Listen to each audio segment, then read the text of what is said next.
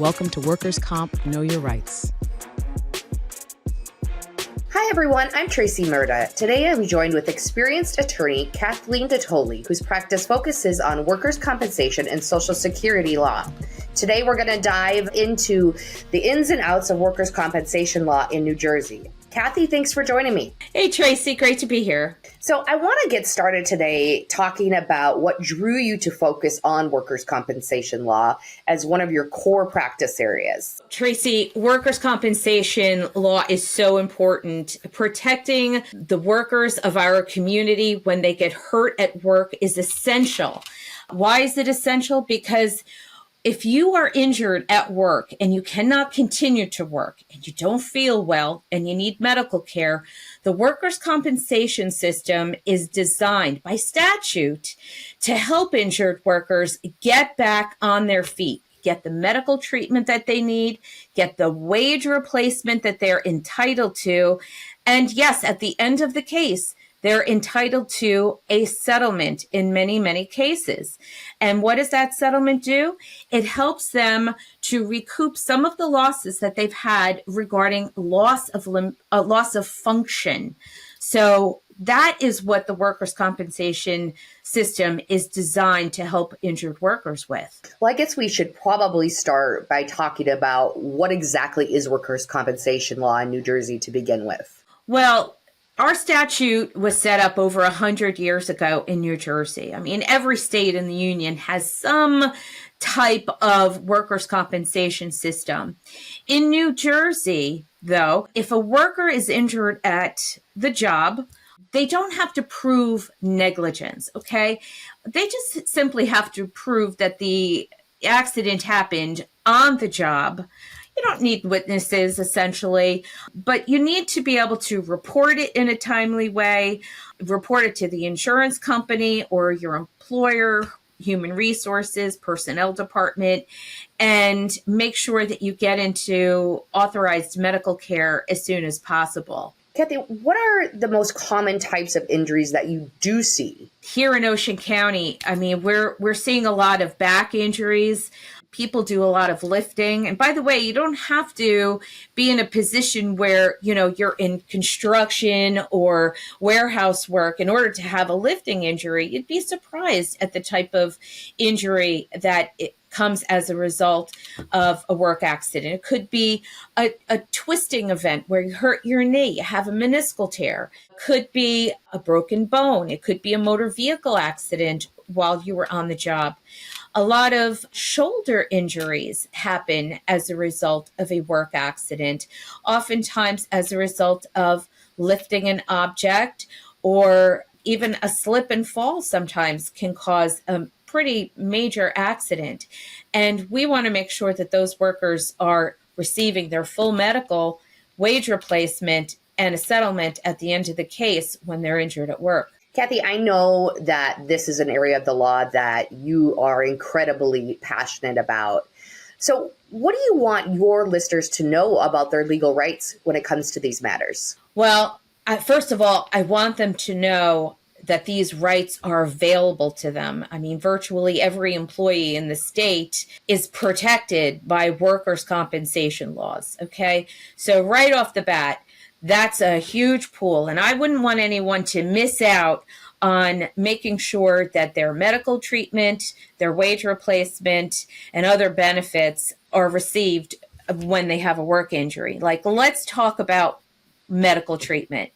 Did you know that if you have a work accident, the workers' compensation carrier actually will pay 100% of those bills? So there are no copays, there are no deductibles. This is a situation where all of your bills are taken care of. So you don't have to worry about getting bills in the mail and making sure that you pay them, because that goes straight to the workers' compensation carrier. And the workers' comp carrier, makes those payments. Okay. So that's an extremely important situation, an extremely important right that you need to know about. Why? Because, look, let's face it. If you have a major surgery, you may be responsible for a percentage of that surgery, and that could run into the thousands. What if you have a complication? What if you go for physical therapy? You don't want to be stuck with any outstanding medical bills as a result of a work injury, and you don't want to put it through your private healthcare carrier because they simply will not pay all of those bills. You will get stuck with some of them. Why not put it through the workers' compensation carrier in the first place? Why don't we walk through a timeline of a typical workers' compensation case? What does that look like? Yeah, okay. Yeah, let's take someone, a phone call that I got, just today. Someone had an injury about, a week and a half ago, and they're already running into difficulties getting diagnostic studies. Now, not all cases are going to be like that. Some cases they're going to get the individual into treatment immediately. But let's take the case that recently came in. So our job is to file that claim petition. And by the way, this is not a lawsuit. This is a claim petition that is filed with the Division of Workers' Compensation here in New Jersey. It is not a lawsuit that is filed against your employer or your supervisor or anything like that. This is a claim petition. So I want people not to worry about that. That's as an aside. Getting back to, what the timeline is. So we file the claim petition. Right in the claim petition, if somebody needs something, I usually put it right in there. Is it medical treatment? Is it a diagnostic study? Is it a second opinion, perhaps? I want to make sure that when I first open that claim, I'm making my request of the insurance carrier right away. Now, that claim petition gets filed with the Division of Workers' Comp, and within hopefully a brief time frame, the insurance company will file an answer. And when that answer comes in, I'll find out if the claim is admitted or denied. And that answer is going to tell me a lot about how I'm going to proceed with that claim. Hopefully it's an admitted claim, and that individual goes on to receive authorized medical care, again, with no copays and no deductibles. And, fingers crossed, they make a good recovery and they're eventually released from care. During that time period, if they are entitled to wage replacement, we make sure that that is carried out effectively and they receive the proper amount of monies that they're entitled to during that time period that an authorized doctor takes them out of work. At the end of the case, nearing the end, we'll put all of those medical records together, and then we'll send that individual out for what's known as a permanency evaluation. Now, what does that do? A permanency evaluation will tell us, a doctor will tell us after an exam, what an individual's limitations are as a result of this injury. The insurance company will do the same thing. Now, obviously, those two exams are not going to look the same. And it's our job to take a look at it in conjunction with my client, what they're saying, what their limitations are, if they've been able to return to work or have restrictions. It helps us figure out how we're going to work out a settlement in their case. Really important. Now, if we can't work out a settlement with the insurance company, we'll conference it with a judge. And that will be a judge of workers' compensation. And the judge will assist and perhaps offer a valuation opinion on that case. And if all else fails and we can't come to an agreement, sometimes we actually have to begin trial on the case. But that is a small percentage of cases. So, if you're worried about, gee, am I going to have to go to trial and fight my case out? Chances are no. Most cases do end up settling based on all of the information at our fingertips. Now, Kathy, are these claims commonly denied? And if they are, what are the reasons that the insurance companies are giving? In my experience, the calls that come in to me, I would say percentage-wise, most of them actually are admitted claims. But what's a denied claim? A denied claim, they do happen all the time. We get denied claims, frequently throughout the year. A denied claim seems to be like an occupational claim. For some reason, insurance companies don't like to admit to occupational claims. Now, you're saying, well, what's an occupational claim? Aren't they all kind of occupational claims? Well, no. There's two types of workers' compensation claims. One is the traumatic event.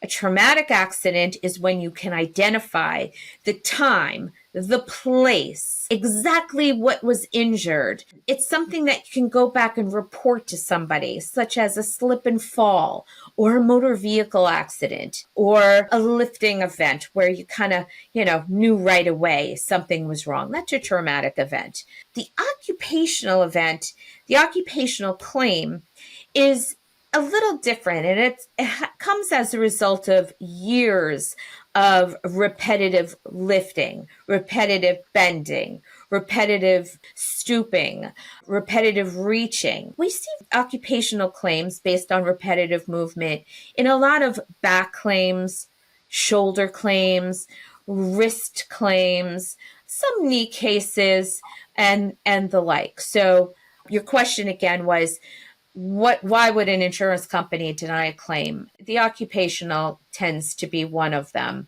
Another type of claim that often gets denied is when proper notice is not given. Proper notice is important on workers' compensation claims. Now, if you get hurt at work and you fail to tell your employer about it, listen, it doesn't have to be in like the first 5 minutes of the event. A lot of injuries that happen, you think, well, maybe it's just a little bruise or a sprain and strain, and I'll feel better in a few hours. Maybe even I'll feel better in a couple of days. And you fail to report it. Well, the longer you take to report that claim, the more an insurance company might say, or your employer for that matter, may say, gee, I'm not sure that really happened here. And those claims are sometimes denied for failure to notify the employer in a timely manner. So that's really important. You definitely want to make sure your employer is notified as soon as possible. Now, how about any cases that were really important to you that just sort of stuck with you, where you were able to get a favorable outcome for your clients?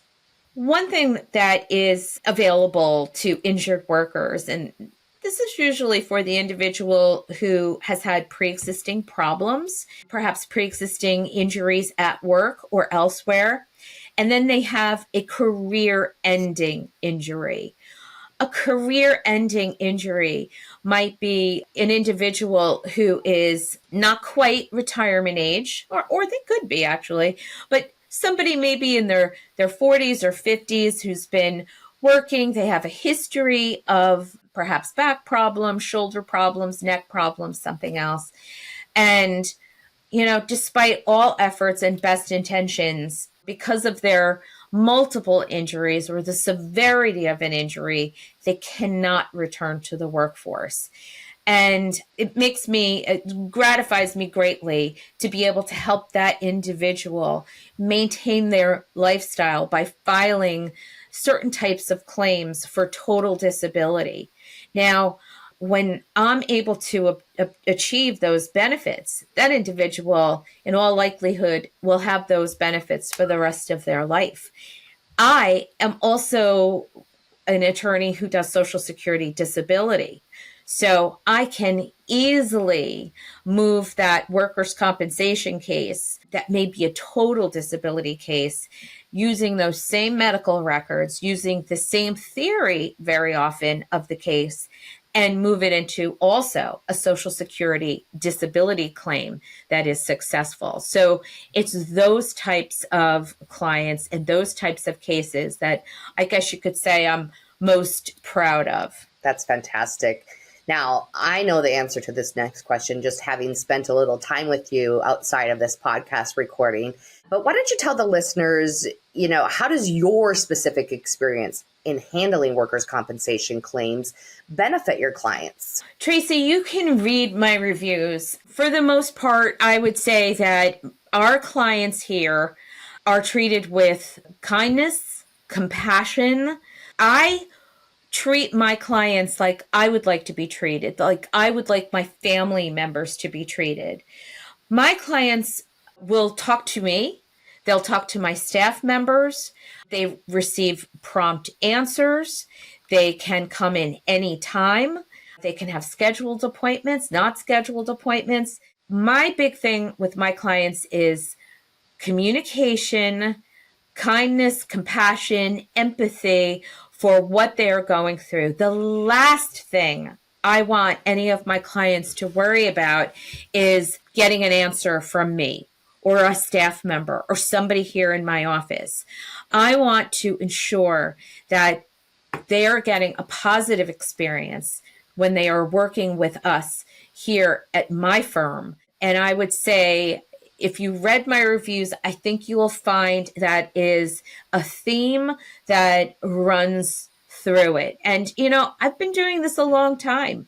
I've been a lawyer for, almost 30 years. Oh my gosh. Yeah, I've been a lawyer for a long time, and I've been practicing in this field for about 25 years. So this is a long history I have with the brothers and sisters in my community. And you're smart. You are so smart. I loved it. Talking to you and listening to you. Well, thank you so much, Kathy. This has been a lot of fun, and we're learning a lot while we go here. I want to thank everyone for tuning in for our discussion today on all things workers' compensation in New Jersey with Kathy Detoli. For more information or to connect with Kathy direct, go to lawofficeofkathleendetoli.com. Be sure to hit that like and subscribe button and leave us a review in the comments. Thank you so much, everyone, and thank you, Kathy. Thanks, Tracy. Great to be here. Thanks for watching. Be sure to hit that like and subscribe button and leave us a review in the comments.